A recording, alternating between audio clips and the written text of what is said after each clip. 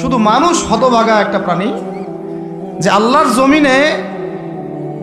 জমিনে থেকে, আল্লাহর খেয়ে, আল্লাহর পরে, আল্লাহর বাতাস থেকে শ্বাস নিয়ে, আল্লাহর দেওয়া পানি পান করে, আল্লাহ পাকের দেওয়া অর্থ সম্পদ রিজিক স্ত্রী সন্তান সব ভোগ করে আল্লাহরই জমিনে আল্লাহ বিরোধী আইন চালু করে দিয়েছে।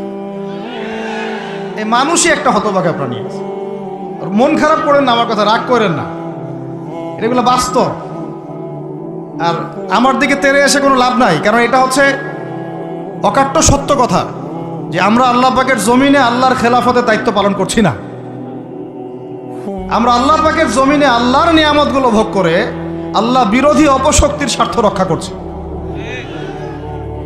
না হলে বাংলাদেশের মতো জায়গায় কেউ ট্রান্সজেন্ডার চালু করতে পারে? একটা 90% মুসলিমের দেশে কেউ সুদভিত্তিক ব্যাংকিং সিস্টেম চালু করতে পারে, মদের বার চালু করতে পারে, জেনার লাইসেন্স দিতে পারে, পতিতালয় লাইসেন্স প্রাপ্ত হয়,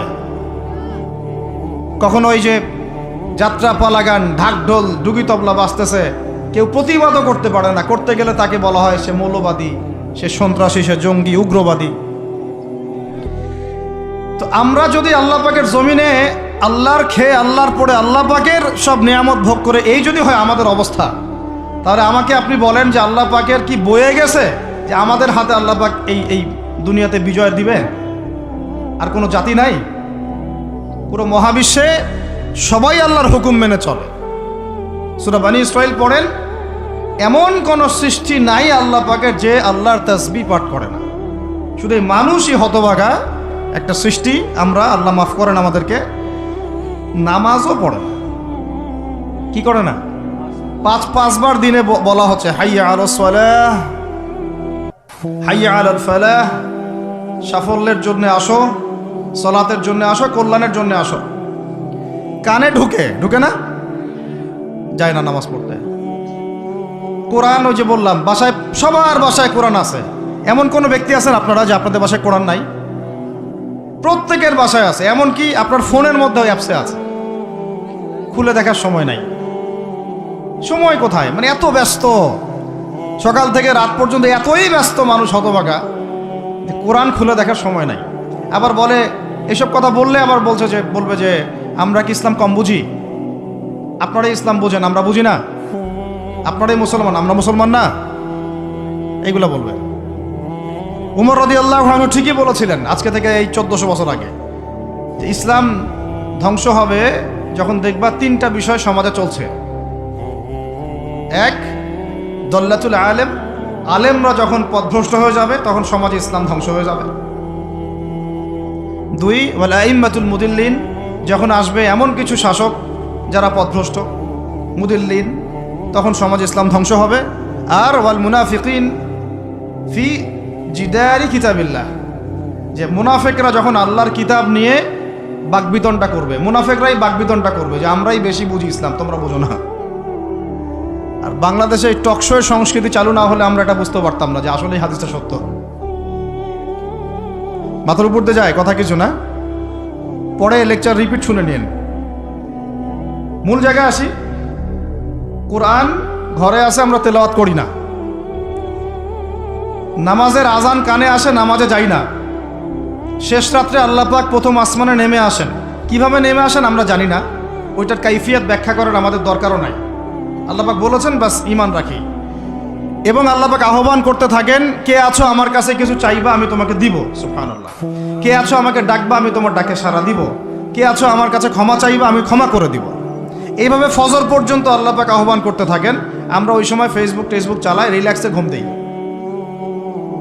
তাহলে নামাজের আজান কানে যায়, নামাজ পড়ি না, কোরআন বাসায় আছে, তেলাওয়াত করি না, খুলেও দেখি না, 40 কুলখানি বাদ দিয়ে। আর শেষ রাত্রে আল্লাহ পাক আহ্বান করতে থাকেন, আমি উঠে ওযু করে 2টা রাকাত নামাজ পড়ে একটু দোয়া করব, সেটা পারি না। এই আমি আবার যখন দিনের বেলায় এলেম শিখতে যাই, এমন জায়গায় এলেম শিখতে যাই যেখানে নারী পুরুষ একাকার অবস্থা, ফ্রি মিক্সিং। আমি এমন এলেম শিখতে চাই যে এলেমটা আমাকে 20 বছরে 20টা সূরাও শিখায় না। 20টা হাদিস আপনার মুখস্থ নাই, আমি চ্যালেঞ্জ করতেছি আপনাকে। 20টা হাদিস আপনি দাঁড়ায় বলেন, ছোট ছোট হাদিস খালি। যেমন عن أمير المؤمنين عمر بن الخطاب رضي الله عنه قال قال رسول الله صلى الله عليه وسلم إنما الأعمال بالنيات وإنما لكل امرئ من نوى فمن كانت هجرته إلى الله ورسوله فهجرته إلى الله ورسوله ومن كانت هجرته إلى الدنيا يصيبها أو امرأة يتزوجها فهجرته إلى ما هاجر إليه এরকম ছোট্ট ছোট্ট আপনি আমাকে 20টা হাদিস শুনান যারা 20 বছর পড়াশোনা করেছেন জেনারেল লাইনে, দাঁড়ান দেখি কার সাহস আছে। এই হচ্ছে আপনাদের শিক্ষার অবস্থা। তারপরে আপনি আবার যখন চাকরি ক্ষেত্রে যান, ঘুষ ছাড়া আপনার চাকরি হচ্ছে না। এই হলো অর্থনৈতিক জীবনের অবস্থা। আবার চাকরি, ব্যবসা, বাণিজ্য যাই করছেন, এর মধ্যে ম্যান্ডেটরি মাস্ট বি সুদ আছে। কি আছে? এই মাপে কম দেওয়া তো আছেই, অন্যের সম্পদ আত্মসাৎ তো আছেই, পণ্যে ভেজাল দেওয়া তো আছেই, তারপরে সিন্ডিকেট তো আছেই, যেটার দাম এখন এই রজবের কয় তারিখ? রজবের 14-15 হবে না? তো এই রজবের 14-15-তে যে পণ্যের দাম 200 টাকা, 1.5 মাস পরেই সেই পণ্যের দাম হবে 400 টাকা। এই হলো অর্থনৈতিক জীবনের অবস্থা। আর সুদের সাথে সম্পৃক্ত না হলেও তো আমাদের ঘুম হচ্ছে না। বাংলাদেশের 64,000 গ্রাম বাংলা বলি না আমরা, 64,000 গ্রাম বাংলায় একাধিক সুদী এনজিও আছে। সবাই সুদী কারবার করতেছে। আমাদের মা বোনরাও ওখানে সমিতিতে নাম লেখাচ্ছে, আমরাও নাম লেখাইছি অনেকে। কিস্তি শোধ করতে হচ্ছে, জমি বন্ধক রাখো, বাছুর বন্ধক রাখো, গরু বন্ধক রাখো। শেষমেশ ধনীরা ধনী হচ্ছে, গরিবরা গরিব হচ্ছে। কারণ আল্লাহ পাক এই কিতাবের মধ্যেই বলেছেন, সূরা বাকারার শেষের দিকে আছে যে ইয়া আইয়ুহাল্লাযীনা আমানু, হে মুমিনগণ, ইত্তাকুল্লাহ, আল্লাহকে ভয় করো, ওয়া যারু মা বাকিয়া মিনার রিবা, সুদ ছেড়ে দাও, ইন কুনতুম মুমিনিন, যদি মুমিন হয়ে থাকো, ওয়া ইল্লাম তাফআলু, সুদ যদি না ছাড়ো, ফাআযানু বিহারবিন মিনাল্লাহি ওয়া রাসূলিহি, আল্লাহ এবং তার রাসূলের সাথে যুদ্ধের ঘোষণা শুনে রাখো। আয়াত বুঝলেন? আয়াতটা কি বুঝলেন? আল্লাহ পাক বলছেন যারা সুদ খায় বা সুদ না ছাড়ে, এরা আল্লাহ এবং তার রাসূল মুহাম্মদ সাল্লাল্লাহু আলাইহি ওয়াসাল্লামের বিরুদ্ধে অস্ত্র নিয়ে দাঁড়ায় আছে। তো আপনার আমার কল্যাণ হবে না ভাই? দুনিয়ায় পরকালে কল্যাণ হবে না? আমরা হাউজে কাউসারের পানি তো পাবো ইনশাআল্লাহ, আমরা কবরের উত্তর তো দিতে পারবো ইনশাআল্লাহ। আমাদের জন্য নবী সাল্লাল্লাহু আলাইহি ওয়াসাল্লাম সুপারিশ তো করবেন ইনশাআল্লাহ। সুপারিশ তো নবীজি করবেন, এটা ঠিক আছে, এটা তো ঠিক আছে। কিন্তু কোরআনে যে আল্লাহ পাক বললেন সুদ যদি তোমরা না ছাড়ো, তাহলে জেনে রেখো তোমরা আল্লাহ এবং তার রাসূলের বিরুদ্ধে যুদ্ধ করতেছো। তো এখন এইটা আমরা কিভাবে আল্লাহ পাককে বুঝ দিব? দুনিয়াতে না বুঝ দিলাম, দুনিয়াতে হয়তো কারো ক্ষমতা আছে, জবানটা বন্ধ করে দিল, এই কথা বলতে পারবেন না, চুপ একদম। সম্ভব কি না? দুনিয়াতে হয়তো সুদের মহাজন যারা একত্রিত হয়ে দেখা গেল যে একে তো সরাইতে হবে রাস্তা থেকে, এত মারাত্মক কথা বলতেছে, সরাই না হয় দিল, হতেও তো পারে, ইতিহাসে হয় নাই এমন। তারপরে কারো হয়তো দুনিয়াবি স্বার্থ আছে, বুঝাচ্ছে আমার বউ আছে, বাচ্চা আছে, চাকরি বাকরি কেমনে ছাড়ি ইত্যাদি। তো সব না হয় বুঝলাম, আল্লাহ পাকের সামনে আপনি এখন কি বুঝটা দিবেন? রাসূলের সামনে দাঁড়ায় কি বুঝটা দিবেন? দিতে হবে কি না জবাবটা? আজ হোক আর কাল হোক দিতে হবে কি না? পরকালে যেতে হবে তো নাকি? তো তাই যদি হয়, এটা যদি আমাদের ফাইনাল ডেস্টিনেশন হয়, চূড়ান্ত গন্তব্য হয়, তাহলে কোন ব্যক্তি বুদ্ধিমান, যে দুনিয়াতে সংশোধিত হয় সে, নাকি পরকালে যে ব্যক্তি অপেক্ষায় বসে থাকে সে? এখন এই সংশোধনের দিকে যদি আমরা দাওয়াত দিই, আমরা কি মৌলবাদী হয়ে যাব? সমাজের শত্রু হয়ে যাব? দেশ ও জাতির শত্রু হয়ে যাব? সুদী কারবার ছাড়া অর্থনৈতিক বিষয় কি চালানো সম্ভব না? হ্যাঁ, যখন এই সুদী ব্যাংকিং সিস্টেম ওয়ার্ল্ড ব্যাংকেরটা তো 1995-এর দিকে আসছে। তারও আগে ছিল ওই যে ব্রিটেনের দি ব্যাংক অফ ব্রিটেন, যেটা প্রথমে ছিল, প্রথমের দিকে আর কি। ও সারা বিশ্বকে শাসন করতে এক সময়। তার আগে করেছে জার্মানি, তারপরেও আসছে ও। এই পশ্চিমাদের দৌরত্ব ফরাসি বিপ্লবের পরে। তো ওয়ার্ল্ড ব্যাংক আসছে 1995-এর দিকে, 45-এর পরে। এর আগে মুসলমানরা বিশ্ব শাসন করে নাই, 4 খলিফা করেন নাই, উমাইয়ারা, আব্বাসীয়রা, ফাতেমেরা, মোগলরা, তুর্কিরা, উসমানীয়রা, তারা কি বিশ্ব শাসন করে নাই? তো তখন কি সুদ দিয়ে পুরো বিশ্বের অর্থনীতি পরিচালিত হয়েছে? বিকল্প কোনো ব্যবস্থা কি কোরআন এবং হাদিসে নাই? তো তো যদি সেটা থাকে আর আমরা যদি এটাকে পাশ কাটায় যাই, গিয়ে পশ্চিমাদের এই অর্থনীতি যদি আমরা গ্রহণ করি, সেভাবে জীবনযাপন করতে থাকি, তো আল্লাহর সামনে কি ভাই আমাদেরকে দাঁড়াতে হবে না? আল্লাহ পাক আমাদের সবাইকে যেন কথাগুলো মন দিয়ে বোঝার তৌফিক দান করে। এখন যদি পুরো সিস্টেমটা আমরা চেঞ্জ করতে না পারি, ওই ক্ষমতা আমাদের নাই মনে করেন, ব্যক্তি জীবন থেকে সুদ দূর করা যাবে না? আমাকে কি রাষ্ট্র প্রশাসন একদম সুদ না খাইলে অ্যারেস্ট করে নিয়ে যাবে? আমি যদি বলি আমি সুদ খাবো না, সুদভিত্তিক ব্যাংকিং সিস্টেমে আমি ডিলিংস করব না, অ্যাকাউন্ট থাকতে পারে আপনার, কিন্তু আপনি ডিলিংস করতেছেন না, ঠিক আছে? সুদের টাকা যদি আসেও ওটা আপনি ছেড়ে দিচ্ছেন, নিচ্ছেন না, এবং সুদি এনজিও কারবার এগুলোর সাথে আপনি যুক্ত হচ্ছেন না, তো আপনাকে কি অ্যারেস্ট করে নিয়ে যাওয়া হবে জেলখানায়? কেন খাচ্ছিস না বলেন, নিয়ে যাওয়া হবে? এখনো ওই রকম দুঃসাহস দেখানোর মতো লোক বাংলাদেশে আসে নাই যে আপনি সুদ না খাইলে আপনাকে জোর করে ধরে নিয়ে যাবে। আচ্ছা, এরকম কেউ কখনো করবে না তারা এই কাজটা, ইনশাআল্লাহ। আর যদি করে তাহলে তো আল্লাহর গজব নেমে আসবে। তো এখন তাহলে সুদ খাচ্ছে কে? আপনি, আমি নিজেই। কে খাচ্ছে তাহলে? আমরা নিজেরাই খাচ্ছি। হয় আমি খাচ্ছি, না হলে আপনি খাচ্ছেন, না হলে আপনার স্ত্রী খাচ্ছে, না হলে আপনার বাবা খাচ্ছে। অতএব সুদের মধ্য দিয়ে আমরা আল্লাহ এবং তার রাসূলের সাথে সরাসরি যুদ্ধ করতেছি। বদরের যুদ্ধে কি আবু জাহেলরা পরাজিত হয় নাই? উহুদের যুদ্ধে, খন্দকের যুদ্ধে, মুতা, ইয়ারমুকে, এই শতাব্দীর পর শতাব্দী আল্লাহ এবং তার রাসূলের বিরুদ্ধে যারা দাঁড়াইছে তারা কি কখনো টিকতে পারছে? আজকে পশ্চিমারা সারা বিশ্বকে এভাবে সুদখোর বানিয়ে দিয়েছে, আর প্রত্যেকটা মুসলিম কান্ট্রি এর খপ্পরে পড়ে গেছে, বের হতে পারতেছে না। বের হওয়ার জন্য শুধু একটা জিনিস দরকার, একটা জিনিস, সেটা হচ্ছে আল্লাহ এবং তার রাসূলের প্রতি পরিপূর্ণ বিশ্বাস, ঈমান। এইটা আমাদের অর্জন হয় নাই, এটাই সত্য কথা। অর্জন যদি হতো তাহলে আমরা বিকল্প চিন্তা করতে পারতাম। যদি আফগানিস্তান আগামী 10 বছর এভাবেই অর্থনীতি চালাতে পারে, এখন তাদের যে অবস্থা, আগামী 10 বছর যদি আর নতুন করে যুদ্ধ বিগ্রহ না হয় এবং তারা যদি এভাবেই আরো 10 বছর তাদের ডাবল কারেন্সির অর্থনীতি চালাতে পারে, সুদহীন, জাকাত ভিত্তিক, ইসলামিক, আমাদের বিশ্বাস আগামী 10 বছরে দেখবেন তারা মার্কিন ডলারের উপরে আধিপত্য বিস্তার করেছে, ইনশাআল্লাহ। ইনশাআল্লাহ। আমি ইকোনমিক্স নিয়ে পড়াশোনা করেছি ভাই, এমনি এমনি কথা বলতেছি না। অনলাইনে যারা আপনাদেরকে এইসব তালগোল মার্কা কথাবার্তা বুঝায়, যে কাগজের টাকা নিয়ে উল্টাপাল্টা কথা বলছে, ইলেকট্রনিক মানি নিয়ে উল্টাপাল্টা কথা বলতেছে, বিটকয়েন, ক্রিপ্টোকারেন্সি নিয়ে কথা বলতেছে উল্টাপাল্টা, ভাই এগুলো আমরা জেনে বুঝে কথা বলতেছি, জেনে বুঝে পড়াশোনা করে এগুলোর উপর আমরা থিসিস করেছি ইউনিভার্সিটিতে, এগুলোর উপরেই। এমনি এমনি কথা বলতেছি না যে পেপার মানি আপনার পকেটে, আমার পকেটে যেটা আছে আপনার পকেটেও সেটাই আছে, এর ভিতরেও সুদ আছে।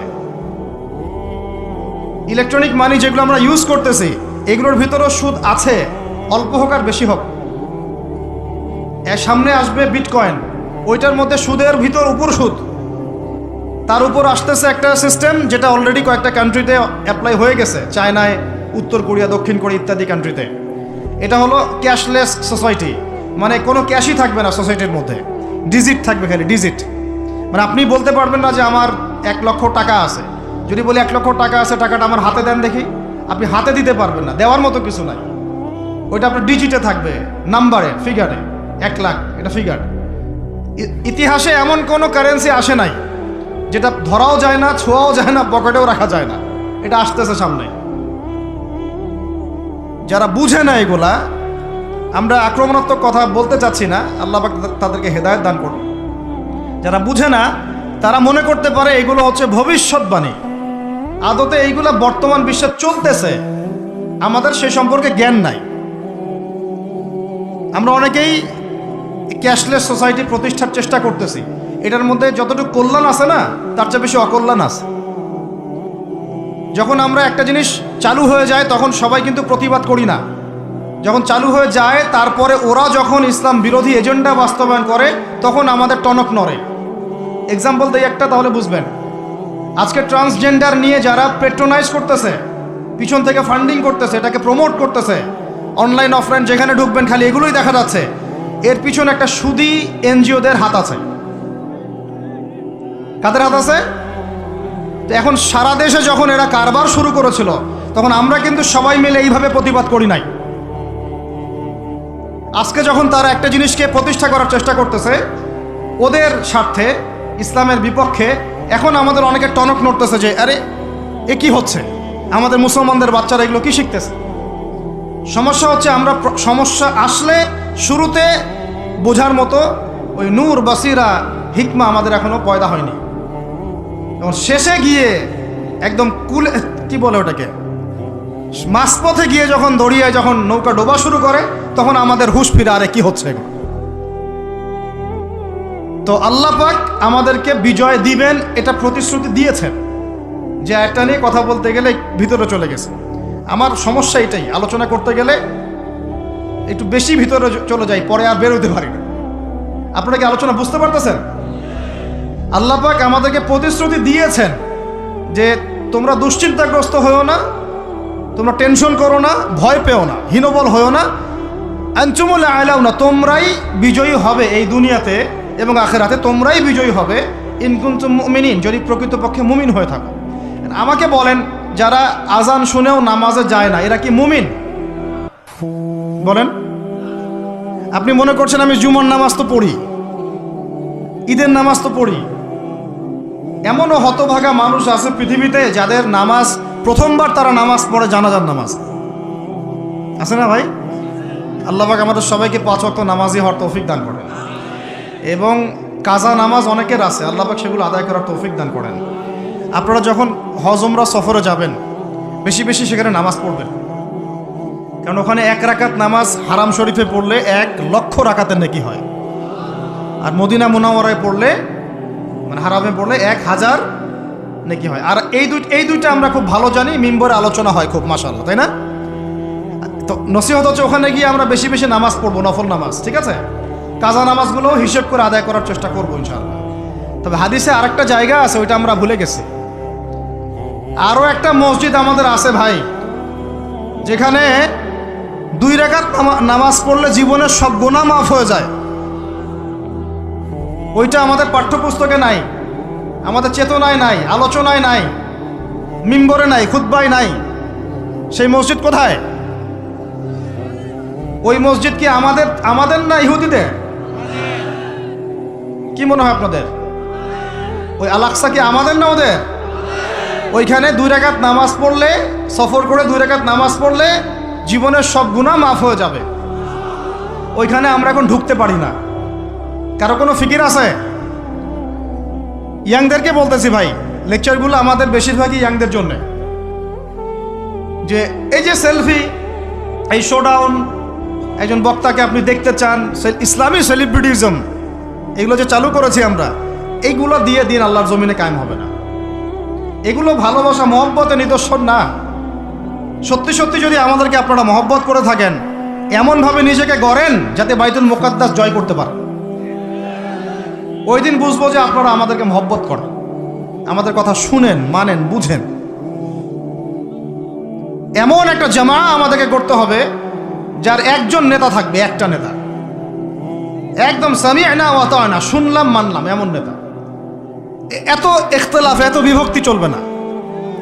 মানে বিভক্তি, ইখতিলাফ থাকতে পারে মাসলা মাসাইলের ব্যাপারে, ফিকহি ব্যাপারে, কিন্তু এই এত দলীয় বিভক্তি থাকা যাবে না। এক টেবিলে আলেমদেরকে বসতেই হবে। আলেমরা যদি এক টেবিলে না বসে ঐক্যের দৃষ্টান্ত স্থাপন না করতে পারে, জনগণ ঐক্যবদ্ধ হতে পারবে না। বাংলাদেশের সবচেয়ে বেশি দরকার এখন ওলামায়ে কেরামের ঐক্য। আমরা যারা ছোটরা আছি, আমাদের মূল কাজ এখন এইটাই, আমরা এটাই ফিকির করি কিভাবে আলেমদেরকে একটা জায়গায় বসানো যায়। আলেমরা যদি ঐক্যবদ্ধ হতে পারেন, জনগণ একদিকে ফোকাস করে চলতে পারবে ইনশাআল্লাহ। এবং তাদের মধ্যে যদি একজন আমির নিযুক্ত করা হয় এবং তার কথা যদি আমরা সূরাভিত্তিক মেনে চলি, ইনশাআল্লাহ বাংলাদেশ কেন, পুরা বিশ্বে দিন কায়েম করা সম্ভব।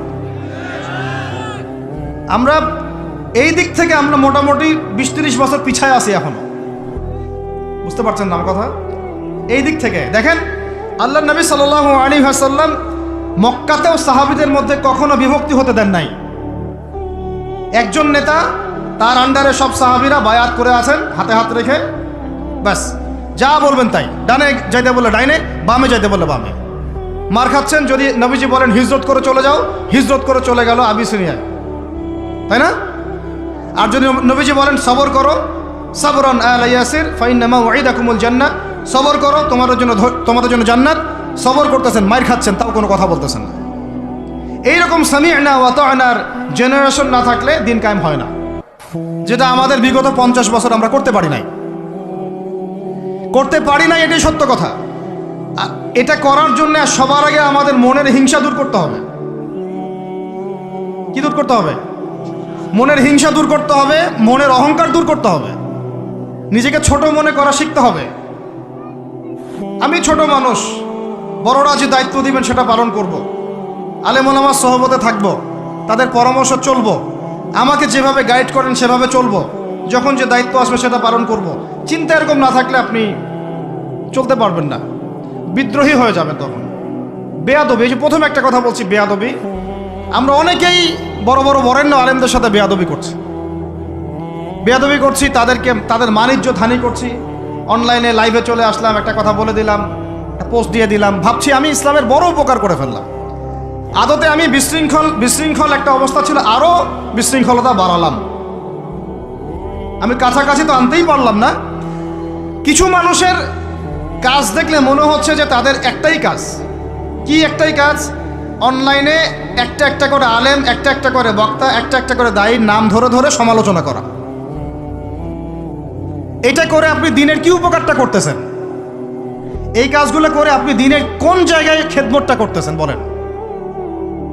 এতে করে মানুষের দিন সম্পর্কে, সেই আলেম সম্পর্কে, সেই বক্তা সম্পর্কে, সেই ওস্তাদ সম্পর্কে, সেই ইসলামী দল সম্পর্কে কি ভালো ধারণা সৃষ্টি হচ্ছে না খারাপ? আমরা যদি প্রশ্ন করি যে আপনি নিজের চেহারাটা একটু আয়নায় দেখেন না, আপনার ভিতরে কি কোনো দোষ নাই? আপনি কি এই উম্মার নেতৃত্ব দেওয়ার যোগ্যতা অর্জন করেছেন? কতগুলো কিতাব পড়েছেন? কি ডিগ্রি অর্জন করেছেন? কতটুকু সার্টিফিকেট অর্জন করেছেন? কতটুকু তাসকিয়া অর্জন করেছেন? কতটুকু আপনি নূর অর্জন করতে পারলেন? কতটুকু বাসিরা আছে আপনার? কয়টা মসজিদ করেছেন? কয়টা মাদ্রাসা করেছেন? কয়টা ইসলামিক সংগঠন করলেন? কয়টা কিতাব লিখলেন? কয়টা লেকচার দিলেন? আপনি নিজে কি করলেন দিনের জন্য? এই চিন্তাটা করা দরকার নাই যে আমি নিজে কি করলাম দিনের জন্য, ও কি করলো, ওর কি খেদমত, ওর কি দোষ, ওর কি ত্রুটি, এইগুলোর চর্চা আমরা ব্যস্ত হয়ে আছি এখন। এই একটা কারণে আমাদের ওলামায়ে কেরামদের মধ্যে ঐক্য হচ্ছে না, দুর্ভাগ্যজনকভাবে। কারণ আমরা একটা শ্রেণী আলেমদের ইজ্জত ধোয়ার পিছনে লেগে গেছি আর কি। একজন আলেম না, এটা ভুল করছে ভাই, আলেম মানুষ তো, কেন বেয়াদবি করতে হবে আপনাকে? কেন আপনাকে একটা সেশন করতে হবে? কেন একটা এটা করতে হবে, সেটা করতে হবে? চুপ করে থাকেন আপনি। পারলে তার সাথে আপনি পার্সোনালি দেখা করেন, তার কাছে যান, তার কথার পিছনের কারণটা খুঁজে বের করার চেষ্টা করেন। ইসলামের খেদমত এগুলো হচ্ছে না, তো ওইদিকে যেতে যাচ্ছি না। একটা রিকোয়েস্ট করবো আপনাদেরকে যে আমরা সবাই একটা দায়িত্ব কাঁধে নেই, যে এই উম্মতকে বিজয়ী করার জন্য আমারও কিছু দায়িত্ব আছে। আপনার দায়িত্ব নেই ভাই? এখন আয়নার সামনে আজকে রাত্রে দাঁড়ায় অনেস্টলি সততার সাথে দাঁড়াবেন, দাঁড়ায় আপনার চেহারা আয়নায় দেখবেন, দেখে চিন্তা করবেন যে আসলে আমি আজ পর্যন্ত এই উম্মাকে কি দিয়েছি। বলেন তো কি বললাম ভাই? আয়নার সামনে দাঁড়ায় কি বলবেন? আমি আদনান, আমি আব্দুর রহমান, আমি আব্দুর রহিম, আমি অমুক, আমি তমুক, আমি ইসলামকে, উম্মাকে, আল্লাহকে, রাসূলকে কি দিয়েছি এই পর্যন্ত। যদি আপনার মনের মধ্যে সততা থাকে, জবাব ওই আয়নার তসবির আপনাকে দিয়ে দিবে। একটা উর্দু শের আছে যে চেহারে তো আকসর ধোকা দেতি হ্যায়, সচ তো আইনা বলতি হ্যায়। মানে চেহারা তো বেশিরভাগ সময় ধোকা দেয় মানুষকে, সত্য কথা বলে আয়নার প্রতিবিম্ব। তো আল্লাহর ওয়াস্তে নিজের আত্মসমালোচনা করি, আমরা উম্মাকে কি দিলাম এটার ফিকির করি। এখন যদি উত্তর আসে যে আমি অনেক দিয়েছি উম্মাকে, আমি একদম কামেল হয়ে গেছি, তাহলে বুঝবেন আপনার মধ্যে ইবলিসের চরিত্র আসছে। ইবলিসই বলতে পারে যে আমি সবার চেয়ে শ্রেষ্ঠ। ওই যে বলে নাই, আনা খায়রুম মিনহু, আমি আদমের চেয়ে শ্রেষ্ঠ। খলাকতানি মিন নার, আমাকে আগুন দিয়ে সৃষ্টি করেছেন। খলাকতাহু মিন তিন, তাকে মাটি দিয়ে সৃষ্টি করেছেন। এই কেবার যদি চলে আসে বুঝবেন আপনি ধ্বংস হয়ে গেছে। ফেরাউন বলেছিল আনা রব্বুকুমুল আ'লা, আমি তোমাদের মহান রব, নাউজুবিল্লাহ। আর একজন আল্লাহর বান্দা খালি বলবে আল্লাহুম্মা ইজআলনি ফি আইনি সগীরা ওয়াজআলনি ফি আ'য়ুনিন নাসি কাবীরা। আল্লাহ তুমি আমাকে নিজের চোখে ছোট বানায় দাও আর অন্য মানুষের চোখে আমাকে বড় বানায় দাও, আমিন। তো আত্মসমালোচনা করতে হবে কিনা ভাই? এখন যদি আমার উত্তর আসে যে না আমি তো আসলে ভাই কিছু করতে পারি নাই, এই টুকটাক কিছু লেকচার দিয়েছি এতটুকুই, এখনও আমি উম্মাকে ঐক্যবদ্ধ করতে পারি নাই, ওলামায়ে কেরামকে এক জায়গায় আনতে পারি নাই, আমি এখনও কোনো ইসলামিক বড় কোনো অ্যাসোসিয়েশন ফর্ম করতে পারলাম না, এখন পর্যন্ত আমি 100টা কিতাব লিখতে পারি নাই, এখনও আমি ইফতা দেওয়ার মতো বা মুফতি হওয়ার মতো যোগ্যতা অর্জন করিনি, এখনও আমার কোরআনের কত জ্ঞান শেখা বাকি, কত আলেমের সোহবতের থেকে নূর নেওয়া বাকি, এখনও কত দূর যাওয়া বাকি। এই চিন্তাগুলো যদি মনের মধ্যে আসে তখন দেখবেন রাতে আপনার ঘুম হারাম হয়ে গেছে। তখন আপনার প্রচেষ্টা চলবে ইনশাল্লাহ কিভাবে এগুলো আপনি অর্জন করতে পারবেন। ওই গুটি কয়েক মানুষকে দিয়ে দিন কায়েম হবে ইনশাল্লাহ। আমার কথায় রাগ করলেন নাকি? একটু মন খারাপ করলে আল্লাহ পাক ওই ওসিলায় যদি আপনাকে আবার দিনের দিকে নিয়ে আসেন, আমার লেকচার ওয়াজ করা সার্থক। একটু আঘাত পাইলে আমি খুশি হব। সরকার, প্রশাসন, জনগণ, আমাদের মা বোন, আপনারা, আমাদের পরের প্রজন্ম, কেউই আমাদের শত্রু না। আমাদের শত্রু বরং আমার বা আমাদের চেয়ে ভালো কোনো বন্ধুই নেই আপনাদের। আমার বা আমাদের চেয়ে ভালো কোনো বন্ধু নাই আপনাদের। যারা আছে এদের ব্যাপারে একটা স্টেটমেন্ট বলে দিই আমি, যে তুঝ জैसा दोस्त हो তো দুশ্মন কি কোই জরুরত নেই। ওইরকম বন্ধু যদি থাকে তাহলে দুশ্মনের কোনো দরকার হবে না। এই বিশ্বে যারা পশ্চিমাদেরকে বন্ধু বানাইছে ওদের কোনো দুশ্মনের দরকার নাই। একদম খোলামেলা বলে, ইসরায়েলের সাথে যারা আতাত করেছে ওদের দুশ্মনের দরকার নাই। পশ্চিমা আমেরিকাদের সাথে যারা বন্ধুত্ব করে চলছে এদের দুশ্মনের কোনো দরকার নাই।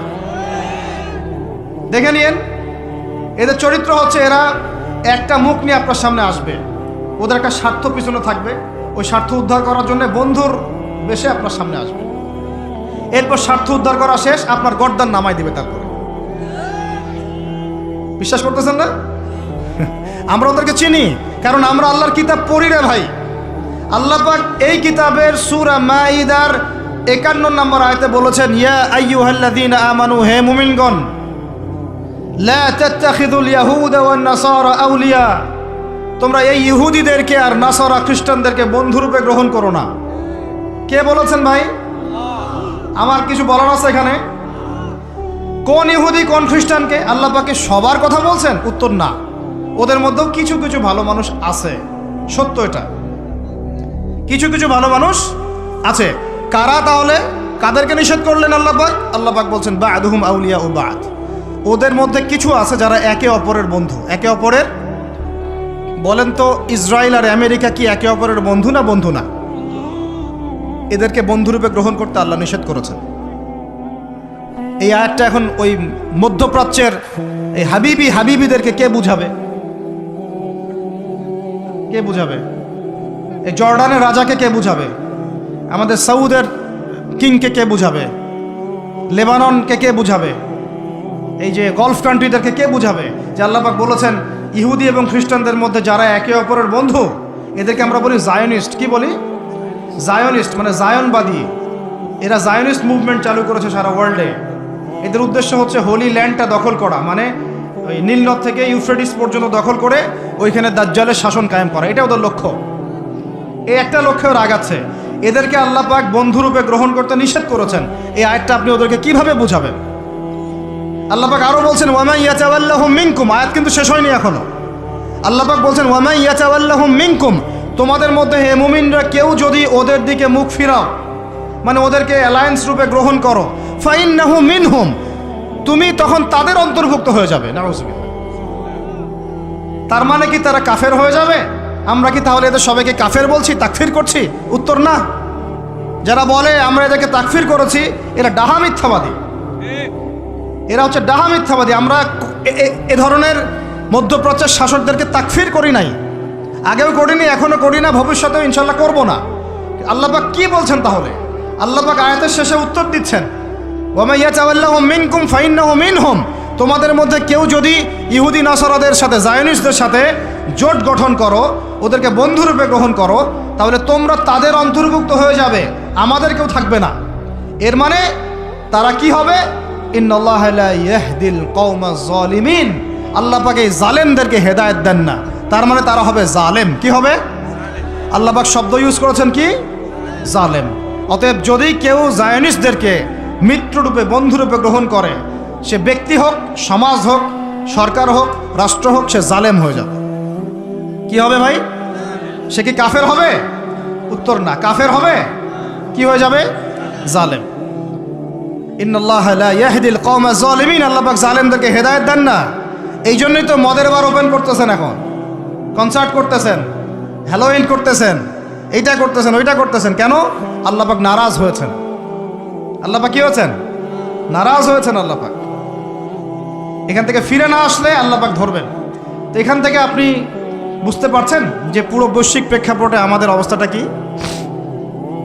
আরো একটা আয়াত আছে, এটা সূরা বাকারা, এটা আরো মারাত্মক। এটা আল্লাহ পাক তার নবীকে বলছেন যে ওয়ালান তারদা। ভালো করে শোনেন যুবকরা, আল্লাহ পাক বলছেন ওয়ালান তারদা। আপনারা হয়তো অনেকে গ্রামার জানেন না, যারা মাদ্রাসা ব্যাকগ্রাউন্ডে তারা জানে, বুঝবেন। এখানে এমন একটা কথা বলা হচ্ছে যে কখনোই কখনোই তারা সন্তুষ্ট হবে না। ওয়ালান তারদা আনকাল ইয়াহুদা, নাকি ইয়াহুদ, ওয়ালান তারদা আনকাল ওয়ালান তারদা আনকাল ইয়াহুদ ওয়ালান নাসারা হাত্তা তাত্তাবিআ মিল্লাতাহুম। কি কঠিন কথা, কি স্পষ্ট কথা। আমরা কি আল্লাহ পাককে তাফসীর শিখাইতে যাব? আমরা কি আল্লাহ পাককে তাউইল শিখাইতে যাব? আমরা কি আল্লাহকে ব্যাখ্যা শিখাইতে যাব? আল্লাহর কালামের স্পষ্ট কথার কোনো ব্যাখ্যার দরকার নাই। এটা তো আয়াতুল মুহকামাত, এটা তো মুতাশাবিহাত আয়াত নয়। আল্লাহ পাক বলছেন ওয়ালান তারদা, কোশ্চিন কালেও সন্তুষ্ট হবে না, আনকা, হে নবী, তোমার উপরে। কারা সন্তুষ্ট হবে না? আল ইয়াহুদ ওয়ালান নাসারা, ইহুদি এবং নাসারা। এরা কোশ্চিন কালেও তোমার উপরে হে নবী সন্তুষ্ট হবে না, হাত্তা তাত্তাবিআ মিল্লাতাহুম, যতক্ষণ না তুমি ওদের মিল্লাত, ওদের ধর্ম গ্রহণ করছো। আর কিছু বলতে হবে ভাই? হ্যাঁ, আপনি যদি এখন ওদের সব, ওদের শিক্ষা, ওদের সংস্কৃতি, ওদের রাজনীতি, ওদের বিশ্ব রাজনীতি, ওদের কূটনীতি, ওদের মানে যা যা আছে, ওদের যা কিছু আছে, দর্শন, এগুলোর সামনে আত্মসমর্পণ করেন, বলেন হ্যাঁ এগুলো খুব ভালো, আমরা এগুলো মেনে নিচ্ছি, হ্যাঁ তোমরা আমার দোস্ত বন্ধু, ওরা আপনার কোনো ক্ষতি করবে না, কোনো ক্ষতি করবে না। কিন্তু যদি আপনি এগুলোর বিরুদ্ধে দাঁড়ান, না তোমাদের এইসব গডলেস, উল্টাপাল্টা, আল্লাহ বিরোধী শিক্ষা, এগুলো চলবে না, তোমাদের সুদভিত্তিক অর্থনীতি চলবে না, তোমাদের এই আল্লাহ বিরোধী এই যে জিও পলিটিক্স চলবে না, তোমাদের এই মুসলিমদের উপর অত্যাচার, নিধন, এগুলো চলবে না, তোমাদের এইসব জুলুম নির্যাতন চলবে না, এইগুলো কথা যদি আপনি বলে ওদের বিরুদ্ধে দাঁড়ান, কথা দিয়ে দাঁড়ান, কলম দিয়ে দাঁড়ান, অ্যাসোসিয়েশন দিয়ে দাঁড়ান, বা একটা জাতিগতভাবে প্রতিবাদ করেন, বা আপনি ওদের জুলুমের বিরুদ্ধে দাঁড়িয়ে যান, বলেন যে না আমরা ফিলিস্তিনিদের পাশে আছি, প্রয়োজনে আমরা ওদের পক্ষে যুদ্ধ করব, এই ধরনের কোনো কথা যদি আপনার মুখ দিয়ে বেরিয়ে যায়, মুখ ফসকেও যদি বেরিয়ে যায়, দেখবেন ওরা পুরো শক্তি নিয়ে আপনার বিরুদ্ধে ঝাঁপায় পড়ছে। বুঝতে পারেন নাই মনে? আর কেমনে বললে বুঝবেন আমার জানা নাই। এর চেয়ে আর খোলামেলা কোনো কথা বলা সম্ভব না। এই হলো কোরআনের কথা। আরো আছে, আরো বলি একটা, নিতে পারবেন তো? এই একটা নিতে পারবেন তো? আল্লাহ নেওয়ার তৌফিক দান করেন। কোরআনের কিছু আয়াত আছে সবাই নিতে পারে না। কোন আয়াত আছে শুনলে মানুষ মনে করে যে কোরআন তো আমার জন্যই নাজিল হয়েছে, আর কোন আয়াত আছে শুনলে মানুষ মনে করে এই আয়াতটা নাজিল করার কি দরকার ছিল। নাউযুবিল্লাহ। এখন এই যুগ চলতেছে, সব মানতে রাজি, কিসের পর্দা, পর্দার কি দরকার? সব মানি কোরআনের, যাকাত ভিত্তিক, কিসের যাকাত, যাকাত দেওয়ার কি দরকার? সব মানি, চোরের আবার হাত কাটতে হবে কেন? মানবতা বিরোধী কাজ। সব মানি কোরআনের, ব্যভিচার করলে রজম কেন করতে হবে? এটা তো বর্বর মধ্যযুগীয় আইন। কথা বুঝতে পারেন না? কোরআনের সবাই নিতে পারে না। কোরআনে 400 থেকে 450 জায়গায় আছে যে আল্লাহ রাব্বুল আলামিনের দিন প্রতিষ্ঠার জন্যে তোমরা দাওয়াতের পাশাপাশি জিহাদ করো। কি করো? ওই শব্দ নিতেই পারে না মানুষ, শুনলেই যারা ইসলামের বিরুদ্ধে আছে, সরাসরি বিরুদ্ধে আছে, ওরা তো এমনি নিতে পারেই না, এটা আলাদা বিষয়। যারা দাড়ি টুপিওয়ালা কালিমা পড়া কিছু মুসলমান আছে, মুনাফেক নামধারী মুসলমান, এরাও নিতে পারে না। দেখেন নাই কি অবস্থাটা হইল অক্টোবর মাসে, এই যে প্যালেস্টাইন ইস্যু নিয়ে এই প্রকাশ্য একটা জিহাদ চলতেছে ইহুদিদের সাথে, একদম স্পষ্ট, সবাই চিনতেছে কারা হকপন্থী কারা বাতিলপন্থী। একটা মানুষ যে নামাজ পড়ে না সেও চিনতে পারতেছে যে হ্যাঁ এরা জালেম, এরা মাজলুম, তাই না? প্রশাসনের 98% ভাই এটাই বিশ্বাস করে যে ইসরায়েল জালেম, এই ফিলিস্তিনের ভাইরা মাজলুম। অনেক ভাইয়ের সাথে আমাদের দেখা হয়, কথা হয়, চা খাই। আল্লাহ পাক তো একটা জায়গা দিয়েছেন আলহামদুলিল্লাহ মহব্বতের। তারা বলে যে হুজুর, যদি সত্যি আমাদের সুযোগ থাকতো বা আমাদেরকে যদি আল্লাহ পাক সুযোগ দিতেন বা ওইরকম কোনো নেতা আমাদের থাকতো, আমরা সবার আগে গিয়ে ওখানে যুদ্ধ করতাম। তা আমাদের দেশের প্রশাসনের লোকজন বলেছে, কথা বুঝতে পারতেছেন? কিন্তু মুসলমান নামধারী, আলেম নামধারী কিছু দাড়ি টুপিওয়ালা বুঝতে পারলো না যে ওই ভাইরা মাজলুম আর এরা জালেম। এরকম চলমান তাজা একটা জাজল্যমান ইস্যুতেও ঘুরিয়ে ফিরিয়ে ইনিয়ে বিনিয়ে ইসরায়েলের পক্ষ নেওয়া শুরু করল। এটা নিয়ে বলতে বলতে আমি ক্লান্ত হয়ে গেছি, আর আমি এগুলো বলতেও চাই না, আমার লজ্জা লাগে। এদের বিরুদ্ধে দু একটা কথা বলতে আমার এনার্জি লস হয় এবং লজ্জাও লাগে। নির্লজ্জ শ্রেণী, নির্লজ্জ। দেখেন সিরাজউদ্দৌলার নাম শুনেছেন?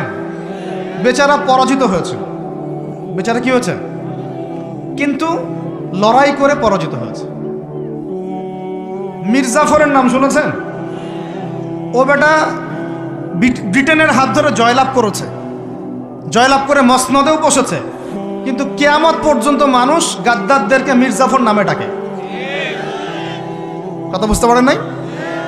তো সবসময় দুনিয়ার সাফল্য, দুনিয়ার বিজয়, দুনিয়ার আধিপত্য সবকিছু না। জনগণ সব বুঝে এখন। বাংলাদেশের ইয়াং জেনারেশন স্পেশালি, তারা অনেক পড়াশোনা করে এখন, বুঝে, আলেমদের সাথে থাকে। হক বাতিল এভাবে আপনি আলাদা করতে পারবেন না, হককে বাতিল, বাতিলকে হক বানাইতে পারবেন না। ইনশাল্লাহ হক হকের জায়গায় স্পষ্ট থাকবে, বাতিল বাতিলের জায়গায় স্পষ্ট থাকবে। এই সময়গুলোতে মানুষ বলেছে যে যে ভাইরা শিশু হত্যার প্রতিবাদ করতেছে, বোনদের ইজ্জত নিধনের প্রতিবাদ করতেছে, বোম্বিংয়ের প্রতিবাদ করতেছে, এদের আকীদা ঠিক নাই, এদের মানহাজ ঠিক নাই, এরা সঠিক মুসলমান না। এরকম অবস্থায় মানুষ বলেছে আইয়ুবী রাহিমাহুল্লাহ যখন আক্রমণ করে বাইতুল মুকাদ্দাস জয় করেছিলেন, উনারও আকীদা মানহাজ ঠিক ছিল না।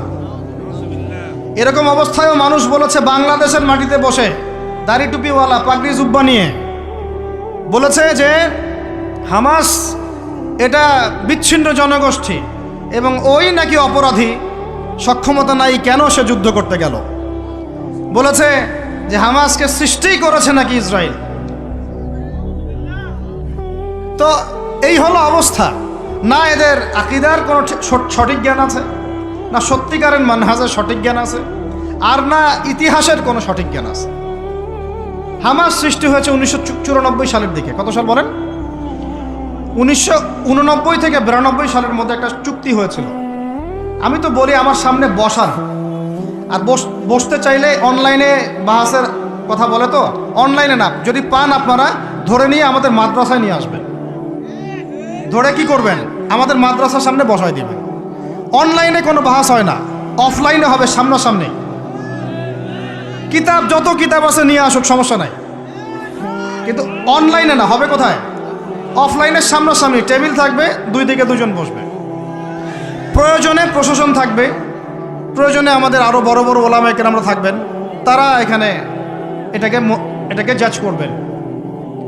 এই যে কথাটা বললো হামাসকে সৃষ্টি করেছে কি ইসরায়েল। আমি শুধু অর্থনীতি নিয়ে পড়ি নাই, আমরা 6টা সাবজেক্ট নিয়ে পড়ছিলাম ইউনিভার্সিটিতে। আমাদের ফ্যাকাল্টির মধ্যে 6টা সাবজেক্ট মেইন ছিল, মেজর। একটা হলো ফিলোসফি, একটা হলো ইংরেজি, একটা অর্থনীতি, একটা এই গ্লোবাল অ্যাফেয়ার্স মানে জিও পলিটিক্স, যেটাকে আমরা জিও পলিটিক্স বলি, আর একটা হচ্ছে হিস্ট্রি, আর একটা হচ্ছে পশ্চিমা দর্শন। যে পশ্চিমা দর্শনের এতগুলো কথা আমরা বলি, এমনি এমনি বলি না। আমরা জানি ওদের দর্শনের মধ্যে কোথায় কুফর আছে, কোথায় শিরক আছে। এখন ইতিহাস আপনাকে ছোট্ট করে বলতেছি, 1989 সালে একটা চুক্তি হয়েছে ফিলিস্তিনের সাথে। এই চুক্তিটার নাম 89 থেকে 92 এর মধ্যে, এই চুক্তিটার নাম হচ্ছে অসলো শান্তি চুক্তি। বলেন কি বললাম? এই চুক্তিটা সাধারণ ফিলিস্তিনি যারা তাদের ভূমি ফেরত চায়, যারা ইসরায়েলের পতন চায়, যারা এই জুলুমের বিরুদ্ধে দাঁড়িয়ে আছে, ওরা মেনে নেয় নাই। তো যারা মেনে নেয় নাই, পরবর্তীতে তারা এই হামাস নামক সংগঠনটা তৈরি করেছে। এটা সশস্ত্র অবস্থান। ওদের দুইটা অংশ আছে, একটা আল কাসাম ব্রিগেড, আর একটা হচ্ছে দাওয়ার জন্য। কিছু মানুষ দাওয়াতের মেহনতে থাকে, কিছু মানুষ সশস্ত্র যুদ্ধ করে। এটা উড়ে এসে জুড়ে বসে নাই। এরা বিগত প্রায় 75 বছর থেকে ধাক্কা সহ্য করতে করতে করতে করতে আজকে বাধ্য এই জায়গায় আসছে।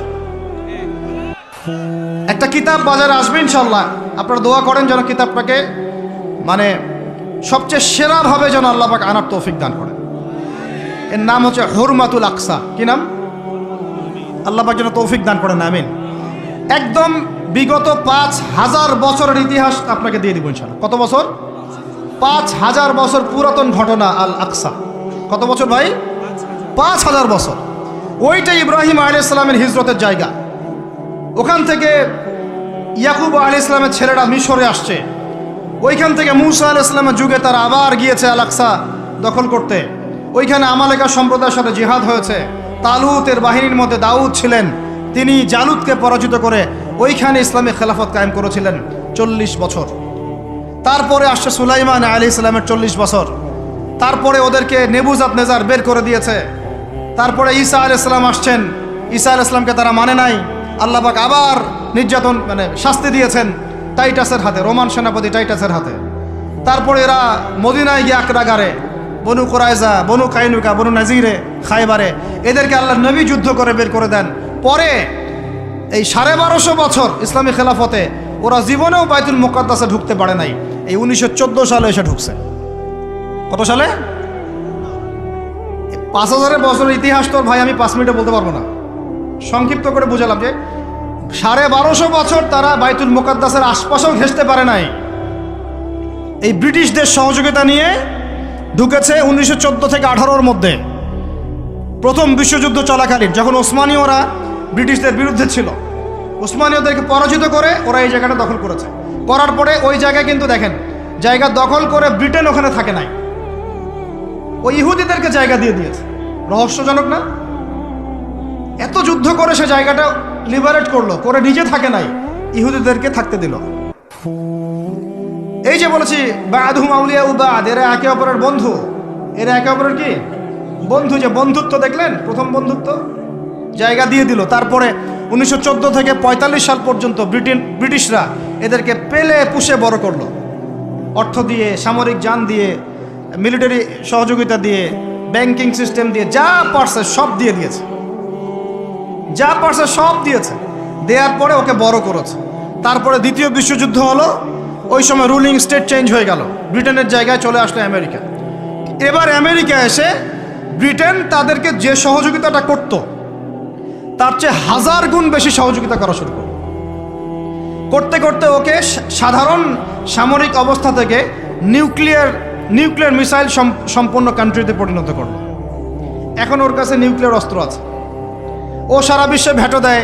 ইরানের কাছে কয়টা অস্ত্র আছে, তাই না? ইরান পারমাণবিক কর্মকাণ্ড চালাচ্ছে নাকি, ওই দেশ করছে নাকি, সেই দেশ করছে নাকি, ও কিন্তু জীবনে বলে না যে তার কাছে কয়টা পারমাণবিক অস্ত্র আছে। বলে? কখনো বলছে? আর এই কোরআন আল্লাহর কিতাবই আমাদেরকে বলেছেন, আল্লাহর কিতাবে আল্লাহ পাকই আমাদেরকে বলেছেন যে ওয়াইদ্দু লাকুম মাস্তাতা'তুম মিন কুওয়া, তোমরা শক্তি অর্জন করো। কি অর্জন করো? তোমরা মুসলমানদেরকে আল্লাহ বলেছেন তোমরা শক্তি অর্জন করো। শক্তি অর্জন করলে কি হবে?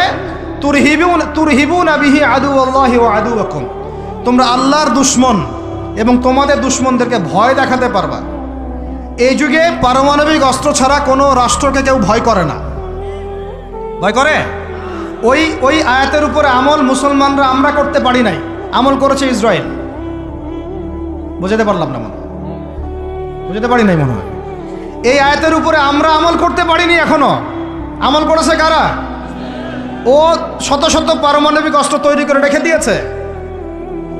বাংকার তৈরি করা আছে, বাংকার, যে অচিরেই যদি সারা বিশ্ব জুড়ে একটা তৃতীয় বিশ্বযুদ্ধ লেগে যায় এবং পারমাণবিক অস্ত্র প্রয়োগ করা শুরু হয়, ও যেন বাংকারের নিচে, মাটির নিচে 100 ফিট, 200 ফিট, 300 ফিট, 500 ফিট নিচে গিয়ে লুকাতে পারে। আর আমরা এখন কিসে পড়ে আছি জানেন? আলুর মধ্যে আল্লাহ নাম পাওয়া গেছে, গরুর কলিজায় কালিমা পাওয়া গেছে। আমরা এখানে পড়ে আছি ভাই, মন খারাপ করতেছেন নাকি? এই হলো আমাদের অবস্থা। কি একটা অবস্থা! আমরা পড়ে আছি এখনো কলা নিয়ে। কলা মানে রাস্তাঘাটে আমরা বের হব হনুমানের মূর্তি নিয়ে, বানরের মূর্তি নিয়ে, দেখেন নাই? সাপ নিয়ে, ব্যাঙ নিয়ে, পেঁচা নিয়ে। এগুলো হচ্ছে আমাদের সায়েন্স অ্যান্ড টেকনোলজির, প্রযুক্তির অগ্রগতি, তাই না ভাই? আজ পর্যন্ত আমরা কয়টা অ্যাপস তৈরি করতে পারলাম, কয়টা সফটওয়্যার তৈরি করতে পারলাম, কয়টা মিসাইল তৈরি করতে পারলাম। আমাদের আকাশ, এই পুরো আকাশ, আমার কথা রাগ করে না, আমি কারো দুশ্মন না, জাস্ট আমি আমার জায়গা থেকে অ্যাজ এ নাগরিক কথা বলছি। আমাদের দেশের আকাশ সুরক্ষিত না, সুরক্ষিত না, 100% সুরক্ষিত না। আপনাদের কোনো খবরই নাই। আর ইসরায়েলের আকাশ, আপনি মারবেন কোনো মিসাইল, ওর আয়রন ডোম রেডি করে রাখছে, আকাশেই আপনার মিসাইল ধ্বংস করে রেখে দিবে। যে কাজগুলো আমাদের করা দরকার, আল্লাহ পাক আমাদেরকে করতে বলছেন এই কিতাবের মধ্যে, যে তোমরা ওয়াইদ্দু লাকুম মাসতাতাতুম মিন কুওয়া, সাধ্যমতো শক্তি অর্জন করো তোমরা। কাদেরকে বলছেন? আমাদের হিন্দু ভাইদেরকে, ইহুদিদেরকে, খ্রিস্টানদেরকে, বৌদ্ধদেরকে। কিন্তু পুরো বিশ্বের হিন্দু ভাইরা, বৌদ্ধরা, ভাই বলছি আমি, আদম সন্তান তো তারা, নাকি? ওই সেন্সে বলছি আর কি। হিন্দু সম্প্রদায়, বৌদ্ধ সম্প্রদায়, চাইনিজদের বৌদ্ধ সম্প্রদায়, রাশিয়ান, আমেরিকান, ন্যাটোদের এই খ্রিস্টান সম্প্রদায়, ইহুদি সম্প্রদায়, ওরা সবাই এই আয়াতের উপর আমল করে দেখিয়ে দিয়েছে। আর আমরা বললাম পড়ে আছে কিসে ভাই? ওই যে আমিনটা জোরে হবে, নাচতে হবে। হাতটা আমি এখানে বাঁধবো না, এখানে বাঁধবো না, এইখানে বাঁধবো না, এইখানে বাঁধবো। আর কিছু মানুষের ওয়াজের টপিক এইগুলা, ওয়াজের টপিক এইগুলা, মানে ইখতলাফি মাসআলাগুলোকে নিয়ে বাহাস করতে চায়। আরে ভাই, যেগুলাতে ইখতলাফ আছে মাসআলায়, সেগুলো নিয়ে তো বাহাস হয় না। এটা তো ইখতলাফি মাসআলা, ফিকহি ইখতলাফি মাসআলা। এটারও দলিল আছে, দেখা যাবে এটারও দলিল আছে। কোনোটার খুব বেশি শক্ত, কোনোটার একটু কম, কোনোটা একটু জয়ীফ, কোনোটা একটু জাল, বা কোনোটা হাসান, বা কোনোটা মুতাওয়াতির পর্যায়ে, এরকমই হবে হয়তো। আমরা পড়ে আছি এইখানে। কিছু মানুষকে আমার এটা বুঝতে 10 বছর লাগছে। কিছু মানুষকে সমাজে লেলিয়ে দেওয়া হয়েছে, লাগিয়ে দেওয়া হয়েছে বাংলাদেশের মুসলমানকে এগুলোতে ব্যস্ত রাখার জন্য। তোমাদের চোখ খুলো, তোমরা তোমাদের আকলের দরজা খুলো। যুবক ভাইরা, তোমরা চোখ খুলো, কলবের দরজা খুলো। বড়রা আপনারা চোখ খুলেন। এদেরকে লাগিয়ে দেওয়া হয়েছে মুসলমানদের মধ্যে এই সিলি বিষয়গুলোকে নিয়ে দ্বন্দ্ব সৃষ্টি করার জন্য। এইগুলো নিয়ে মসজিদ ভাগ করে ফেলতেছে, মাদ্রাসা ভাগ করে ফেলতেছে। ফরজ ঐক্য নষ্ট করে হলেও মুস্তাহাব প্রতিষ্ঠা করতে হবে। ফরজ ঐক্য নষ্ট করে হলেও মুস্তাহাব প্রতিষ্ঠা করতে চাচ্ছে। কি একটা অবস্থা বলেন! ইন্না লিল্লাহি ওয়া ইন্না ইলাইহি রাজিউন। যখন মানুষের ঐক্যবদ্ধ হওয়া উচিত, আমাদেরকে ওদের সাথে লড়াই না করে সমকক্ষ হওয়া দরকার। যে শক্তিতে, অর্থনীতিতে, সমরনীতিতে, সব দিক থেকে আমরা সমমানের, ওরা আমাদের দিকে চোখ রাখাতে পারবে না, এগুলো নিয়ে ভাবা দরকার। আমরা পড়ে আসি এখন এগুলো নিয়ে। এদিকে অর্থনীতিতে সুদ খাচ্ছি দিব্যি, আল্লাহর আইন একটাও বাস্তবায়ন করতে পারতেছি না আমরা। ঐক্য বিনষ্ট হয়ে যাচ্ছে। ওলামায়ে কেরামের সংখ্যা কম, এই চেয়ারে বসার মানুষদের সংখ্যা কম। আমাদেরকে এখন বসতে হয়, আমরা আল্লাহর কাছে কান্নাকাটি করি। এটা কি হচ্ছে? আমি কি নিয়ামত পাচ্ছি না ফিতনায় পড়ে আছি? আমি কি আল্লাহর নিয়ামত প্রাপ্ত বান্দা না ফিতনায় নিপতিত হলাম? স্টেজ ভর্তি ওলামায়ে কেরাম বসে থাকেন, বড় বড় মুহাক্কিক আলেমরা। আমাকে কথা বলতে হচ্ছে, আমি নাদান নগণ্য বান্দা। তাহলে আমি কি ফিতনায় পড়ে আছি, না আল্লাহ পাক আমাকে নিয়ামত দিয়েছেন? এটাই ভাবতে কুল কিনাটা পাচ্ছি না আমরা। এই চেয়ারগুলোতে আপনাদেরকে বসতে হবে না? শুধু কি আলেম ওলামারাই দায়িত্ব পালন করবেন? আপনাদেরকে পড়াশোনা করতে হবে না? আলেম তৈরি করতে হবে না?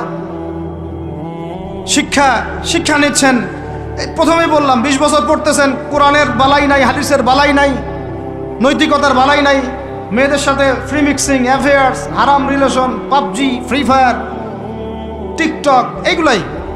তো এই জেনারেশনটাকে দিয়ে আমি কেমন করে দিন প্রতিষ্ঠার দিকে কথা বলতে পারি?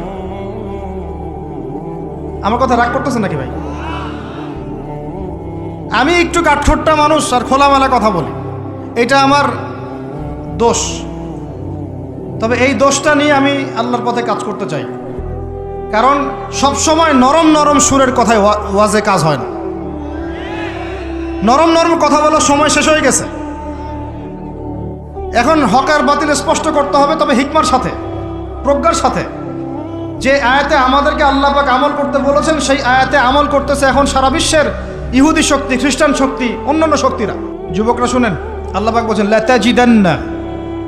লাতাজিদান্না আশাদ্দান নাস আদাওয়াতাল লিল্লাযীনা আমানুল ইয়াহুদ ওয়াল্লাযীনা আশরাকু। এই আয়াত আপনারা নিতে পারবেন না আমি জানি। আল্লাহ পাক বলছেন, হে মুসলমানরা শুনো। আমরা তো মুসলমান নাকি? হে মুমিনরা শুনো। আগে শুনেছেন ইহুদি নাসারাদেরকে বন্ধুরূপে গ্রহণ করতে নিষেধ করা হয়েছে। আগে শুনেছেন ওরা একে অপরের বন্ধু। আগে শুনেছেন যে ওরা ততক্ষণ সন্তুষ্ট হবে না যতক্ষণ না তারা আপনাকে ওদের ধর্মের দীক্ষিত করছে। এবার আল্লাহ পাক বলছেন, মানুষের মধ্যে, হে মুসলমানরা, তোমাদের সাথে যারা শত্রুতা করে, মানুষের মধ্যে তোমাদের সাথে সবচেয়ে বেশি শত্রুতা রাখে যারা, তারা হলো দুই শ্রেণীর মানুষ। কয় শ্রেণী? এক শ্রেণী হচ্ছে আল ইয়াহুদ, এক শ্রেণী ইহুদি, মানে ওই যে আমাদের বোনদেরকে ধর্ষণ করছে ফিলিস্তিনে, আমাদের ভাইদেরকে বোম মারছে যারা, বাচ্চাদেরকে বোম মারছে যারা, এরা তোমাদের সাথে সবচেয়ে বেশি শত্রুতা রাখে।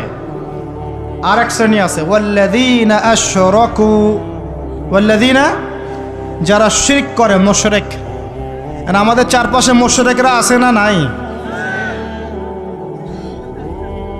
আমাদের একজন শ্রদ্ধেয় আলেম, আল্লাহ পাক তাকে নেক হায়াত দারাজ করেন, দীর্ঘ নেক হায়াত দারাজ করেন, উলামা সম্মেলনে বলেছিলেন যে ফিলিস্তিনের ভাইরা আক্রান্ত হলে এদিক ওদিকে যাওয়ার সুযোগ আছে, কমপক্ষে মিশর, জর্ডান ইত্যাদি তারা চেষ্টা করতে পারে। মুসলমানদের উপর যদি, বাংলাদেশের মুসলমানদের যদি আল্লাহ না করুক কখনো কোনো সমস্যা আসে, বাংলার মুসলমানরা যাবে কোথায়? চতুর্দিক থেকে বেষ্টিত আছে। দুই শ্রেণীর মানুষ তোমাদের সাথে সবচেয়ে বেশি শত্রুতা রাখে। কে বলেছেন? আল্লাহ পাক, আল্লাহর কালাম সূরা মাইদা পড়ে দেখেন। কোন সূরা? মাইদা পড়ে দেখেন।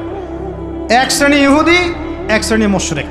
এখন সারা বিশ্বে ইহুদি আর মুশরিকরা একে অপরের সবচেয়ে ঘনিষ্ঠ বন্ধু। এখন বুঝেন ওয়ার্ল্ড অ্যাফেয়ার্স কিভাবে ডিল হচ্ছে। কোরআন একদম একদম জাজল্যমান, মনে হচ্ছে এখনই আয়াত নাজিল হলো। এখন আমাদের উপর যদি আল্লাহ না করুক কোনো সমস্যা আসে, আমরা যাব কোথায়?